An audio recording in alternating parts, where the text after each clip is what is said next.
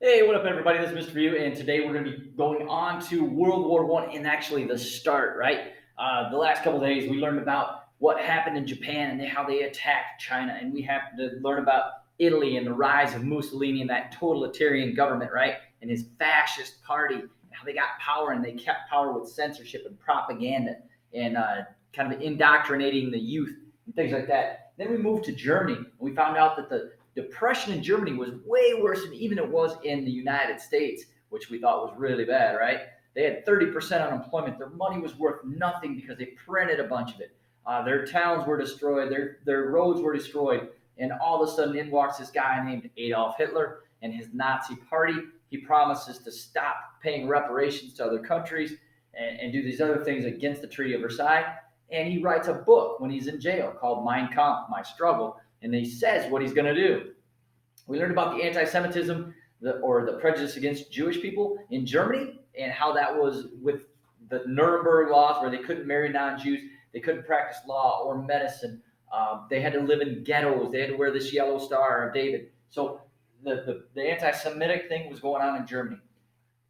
So now we're going to go talk about a little bit before World War One or World War Two and how that set everything in motion. We've talked already about what happened with Japan. They attacked Manchuria, the Manchurian incident where they blew up their own railroad track and they blamed it on the Chinese. That gave them, the militarists, the right or the ability to attack China. They blew it up in their media, and Japan goes and attacks China in 1931. They take most of eastern China, and when the League of Nations says you can't do that, Japan just says, nah, we'll do what we want. We're out of the League of Nations. And the League of Nations didn't do anything about it. All these countries, they didn't want to fight a war. Meanwhile, in Italy, Mussolini, Il Duce, right, the leader, the guy says, hey, girls, have 14 kids, I'll give you a medal. This guy decides, hey, we're going to fight Ethiopia. Yeah, right. Like, that's going to be a fair fight. So in 1935, Italy attacks Ethiopia, which is basically a really, really weak country. Italy has tanks and machine guns, and these tanks actually work now. They've got planes, they've got all this good stuff, technology, and firepower. Italy, they have rifles and rocks, and it's not a fair fight. Italy ends up beating the crap out of Ethiopia, taking them over. Hitler, as we learned, has gone against this Treaty of Versailles, right? And so Germany is now rearming. It's making their army bigger. They're building these weapons and things like that. So he's building up the military. He stops paying these other countries these payments for war damages from World War One, and he starts pouring that money into his own country, right? And so his country gets stronger and stronger. He reduces that unemployment from 30% to 2%, and Germany is rolling, right? Meanwhile, these other countries, this League of Nations is appeasing. Appeasement means giving in to avoid a fight, right? So if I was doing something bad, maybe pushing you around a little bit and said, give me $5 or I'm gonna punch you in the eye. If you give me that $5 so we don't fight, that's called appeasement, right? You're appeasing me. You're making me happy, giving me $5 and not getting in a fight, right?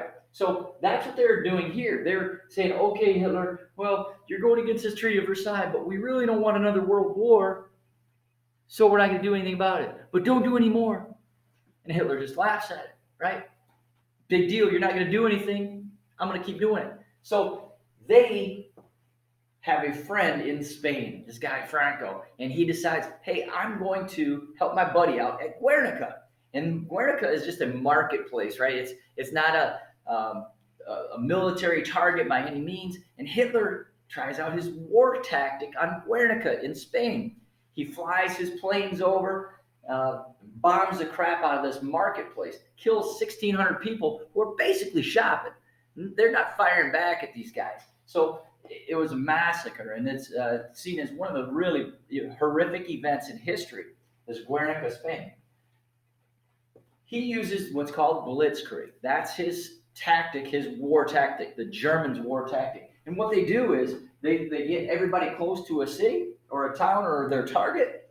They line up the tanks and their people, and then they fly over with planes. They bomb the crap out of the place really quick. Bam, bam, bam, bam, bam.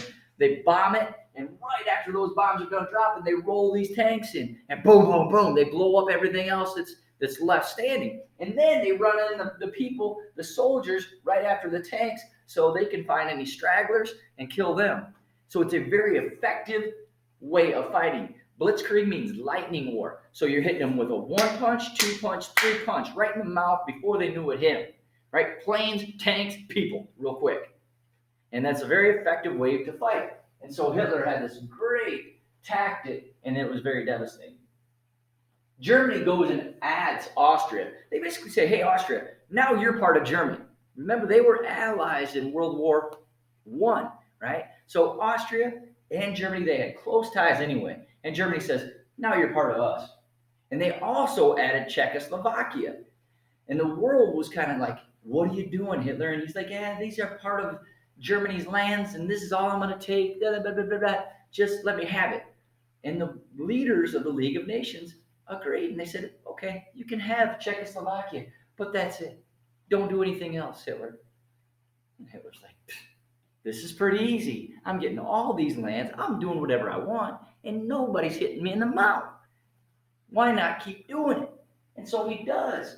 He makes a deal with the Soviets and Joseph Stalin. Remember, Man of Steel, the dude from Russia. Well, his country has now become several countries called the Soviet Union.